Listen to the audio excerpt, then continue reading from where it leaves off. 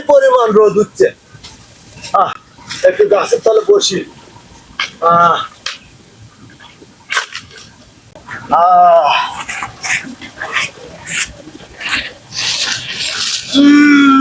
শান্তি।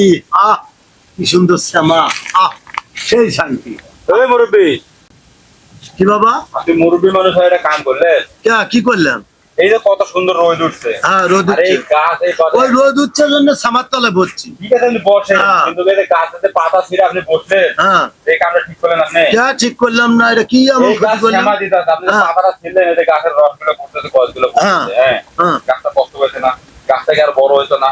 এটা আপনি পাতা ছিঁড়ে ওর শ্যামার নিচে বসলেন, তার মানে কি গাছটা আপনার উপকার করতেছে আর আপনার ক্ষতি করতেছে? ও বাবা রে, আমি তো এনকারে কখনো ভাবি নাই বাবা। আসলে তো কথা ঠিক।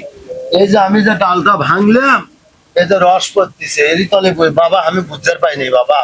আসলে তুমি আমার চোখ খুলে দিলে বাবা, আজকে থেকে বুঝতে পারছি। হ্যাঁ, বুঝছি। আচ্ছা, ঠিক আছে। আচ্ছা বাবা, ভালো থাকো। আচ্ছা।